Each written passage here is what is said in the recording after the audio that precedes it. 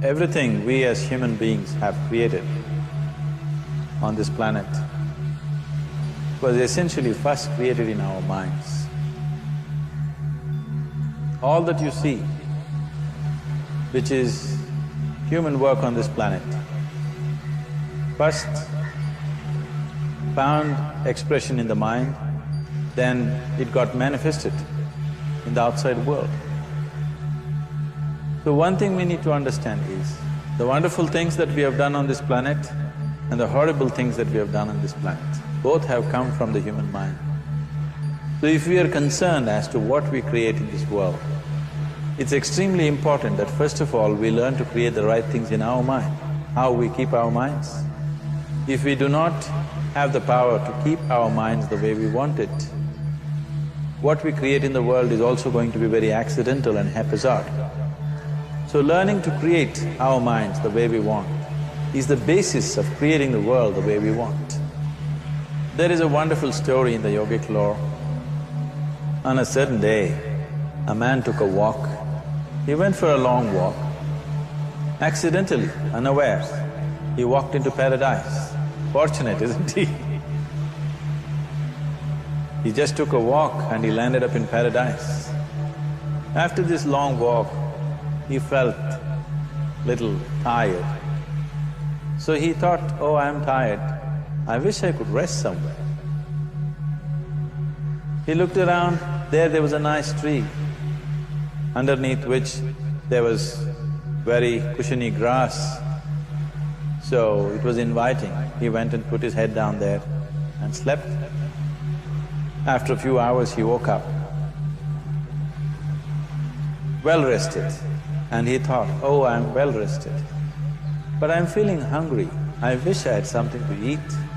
And he thought about all the nice things that he ever wanted to eat in his life. And instantly, all those things appeared in front of him. You need to understand, the service is like that. Hungry people don't ask questions. Food came and he ate. Stomach became full. Then he thought, oh, my stomach is full, I wish I had something to drink. All the nice things that he ever wanted to drink, he thought about it and all of them just appeared in front of him. Drinking people also don't ask questions, so he drank. Now with a little bit of alcohol in him, you know Charles Darwin told you, all of you are monkeys, your tail fell away. Not me, Charles Darwin told you that you were all monkeys and your tail fell away and then you became human. Yes, definitely the tail fell away, but the monkey… In yoga, we always refer to an unestablished mind as markata, which means a monkey. Why we are referring to the mind as a monkey is, what are the qualities of a monkey? One thing about a monkey is, it's unnecessary movement.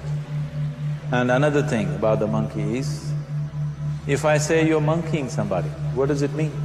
Imitation.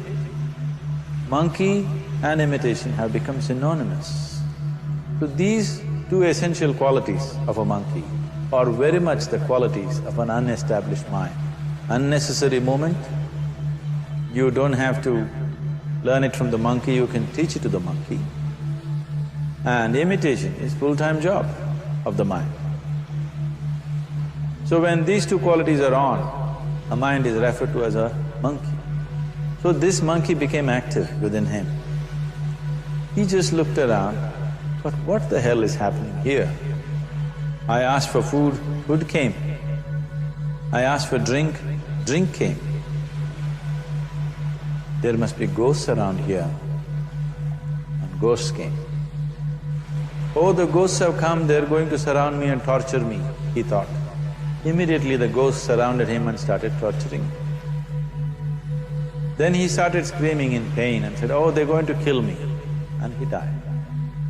Just now he said he's a fortunate being. The problem is he was sitting under a kalpa vriksha or a wishing tree. He asked for food, food came. He asked for drink, drink came. He asked for ghost, ghost came. He asked for torture, torture came. He asked for death, death happened. Now don't go looking for these kalpavrukshas in the forest. You can barely find a tree these days. A well-established mind, a mind which is in a state of samyukti, is referred to as a kalpavruksha. If you organize your mind to a certain level of organization, it in turn organizes the whole system. Your body, your emotion, your energies, everything gets organized in that direction.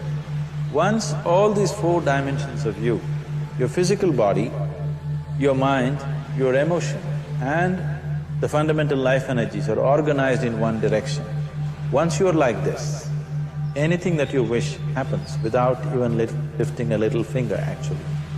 It would help to assist it with activity, but even without doing any activity, you can still manifest what you want if you organize these four dimensions in one direction and keep it unwavering in that direction for a certain period of time. Right now the problem with your mind is, every moment it is changing its direction. It is like you want to travel somewhere and every 2 steps if you keep changing your direction, the question of you reaching the destination is very remote unless it happens by chance. So, organizing our minds and in turn organizing the whole system and these 4 basic dimensions of who you are right now in one direction, if you do this, you are a kalpavruksha yourself. Anything that you wish will happen. But right now, if you look at your lives, everything that you have wished for till now, if it happened, you have finished. Everything and everybody that you have desired for, if all of that lands up in your house today, could you live with that? So if you want to become empowered, it is also important that you become responsible as to what you ask for and what you don't. Right now the world's situation is just this, we are hugely empowered with technology. Today it doesn't take six billion people to destroy this planet. One man by pressing the wrong button can destroy the whole planet. When we are empowered like this, it's very important that our physical action, emotional action, mental action and energy actions are controlled and properly directed. If it is not so, we become destructive, self-destructive. Right now, that is our problem. The technology, which is supposed to make our life beautiful and easy, has become the source of all the problem, that we are destroying the very basis of our life, which is the planet. So what should have been a boon, we are making a curse out of it. What has brought incredible levels of comfort and convenience to us in the last 100 years or so has also become a threat to our life simply because we are not conscious action, we are in a compulsive state of action. So organizing our minds fundamentally means moving from a compulsive state of activity to a conscious state of activity. You might have heard of people for whom they asked for something and beyond all expectations it came true for them. Generally this happens to people who are in faith. Now, let's say you want to build a house. If you start thinking, oh, I want to build a house. To build a house I need 50 lakhs, but I have only 50 rupees in my pocket. Not possible, not possible, not possible. The moment you say not possible, you are also saying, I don't want it. So on one level, you're creating a desire that you want something, on another level, you're saying, I don't want it. So in this conflict, it may not happen. Someone who has some faith in a god or in a temple or whatever, who is simple-minded. Faith works only for those people who are simple-minded. Thinking people, people who are too much thinking, for them it never works. A childlike person who has a simple faith in his god or his temple or whatever, he goes to the temple and says, Shiva, I want a house. I don't know how, you must make it for me. Now in his mind there are no negative thoughts. Will it happen? Will it not happen? Is it possible? Is it not possible? These things are completely removed by this simple act of faith. Now he believes Shiva will do it for him and it will happen. So is Shiva going to come and build your house? No, I want you to understand, God will not lift his little finger for you. what you refer to as God is the source of creation. As a creator, He has done a phenomenal job, there's no question about it. Could you think of a better creation than this? Is it in anybody's imagination to think anything better than what is there right now? So as a creator, He has done His job wonderfully well. But if you want life to happen the way you want it, because right now, the very crux of your happiness and your well-being is this. If at all if you're unhappy, the only and only reason why you're unhappy is life is not happening the way you think it should happen. That's all it is. So if life is not happening the way you think it should happen, you're unhappy. If life happens the way you think it should happen, you're happy. It's as simple as that. So if life has to happen the way you think it should happen, first of all, how you think, with how much focus you think, how much stability is there in your thought, and how much reverberance is there in the thought process will determine whether your thought will become a reality or is it just an empty thought. Or how you do not create any impediments for your thought by creating negative thought process. Is something possible or not possible? Is destroying humanity. What is possible and not possible is not your business, it's nature's business. Your business is just to strive for what you want. Right now you're sitting here, if I ask you two simple questions, I want you to just look at this and answer this. Right now from where you're sitting, can you just fly off? You say no? Right now from where you're sitting, can you get up and walk? You'll say yes. What is the basis of this? Why you say no to flying and yes to walking? Because past experience of life, many times you've gotten up and walked, never did you fly off. Or in other words, you're using the past experience of life as a basis for deciding whether something is possible or not possible. Or in other words, you have decided that what has not happened till now cannot happen in your life in future. This is a disgrace to humanity and the human spirit. What has not happened till now on this planet can happen tomorrow. Human beings are capable of making it happen tomorrow. So what is possible and what is not possible is not your business. That is nature's business. Nature will decide that. You just see what is it that you really want and strive for that. And if your thought is created in a powerful way, without any negativity, without any negative thoughts bringing down the intensity of the thought process, it will definitely manifest. The whole existence today, modern science is proving, is just a reverberation of energy. It is a vibration. Similarly, your thought is also a vibration. If you generate a powerful thought and let it out, it will always manifest itself.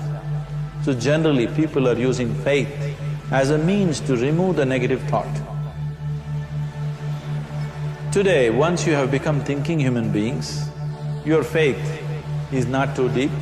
It doesn't matter how much faith you think you have, somewhere doubts always crop up.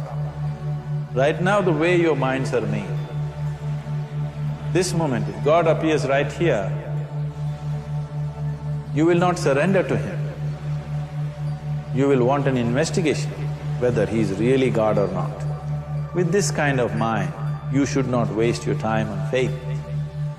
So there is an alternative, which is commitment. If you simply commit yourself to creating what you really care for, now once again, your thought gets organized in such a way, there is no such thing as whether it's possible or not possible. There is no hurdle in your thought process. Your thought flows freely towards what you want. Once this happens, making it happen will also naturally follow. So to create what you really care for, first and foremost thing is that what you want must be well manifested in your mind, that this is what I want. Is that what you really want? You must look at it, because any number of things in your life you have thought, this is it. The moment you reach there, you realize that's not it, it's the next one and the next one and the next one. So what is it that one really wants is one thing. First of all, we must explore. Once that is clear, and we are committed to creating it. Now there is a continuous process of thought in that direction. Once you can maintain a steady stream of thought without changing direction, definitely this is going to happen in your life, or it will definitely manifest as a reality in your life. So, either you make this human form into a kalpa vriksha, or you make it into one big mess, which is happening all over. One reason why we have not created the kind of world that all of us would want to live in is, too many people are busy looking up. Too many people are interested in other planets, they're not interested in this planet. For every aspect of their life, they're checking out with other planets. And further, too many people are in service of heaven, they're not on service of this earth. I think right now we need people who are in service of this earth, not heaven. I believe if heaven is closer to divine than where we are, if that is so, I believe they're a little more organized than us, they don't need help from us. This has been a major problem on the planet. Anything that is valuable for a human being, anything that is good, the highest aspects of human life have unfortunately been exported to heaven. For example, if you say love, people say God is loving. We do not know whether God is loving or not. Human beings are capable of love. It is very, very important that people understand human beings are capable of love, human beings are capable of compassion, human beings are capable of joy and blissfulness. All the good things that are possible for a human being, unfortunately have been exported to heaven. If we want to create the kind of world that we want to, we need to understand whatever you refer to as God, the idea of God has entered our mind only because we have seen creation around us. Because there is creation, we have assumed a creator. God is a great creator. What you refer to as God is the source of creation. That source of creation has not failed us, has done a fantastic job. But now the question is about management. If you want to leave the management in the hands of the Creator, He will manage it in His own way, according to His agenda. But that's not what you want. You want life to happen the way you want it. Now, for example, let's say all of you here are the India soccer team for the next World Cup, and I am the coach. So these next 4 years, everything that you need to know about football is taught to you. Everything that I know about football is poured into you in so many ways. Now, the time to play the match has come. You're on the field and the ball comes near your foot, but you look at me, then it's no good. You've seen those coaches sitting there and boiling, nothing happens. Because now, once you're on the field, it's your job. So this is the same thing. The Creator has done a fantastic job. Now you're here. It is for you and me to see how to manage this, how we want it, how to keep this world, how… in what condition would all of us enjoy it best is something that we have to look at.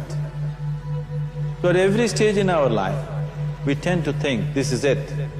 If this one thing happens, everything will be fine with my life.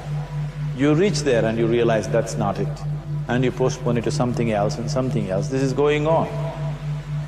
The first and foremost thing is, you must be clear what is it that you really want. If you do not know what you want, the question of creating it doesn't arise.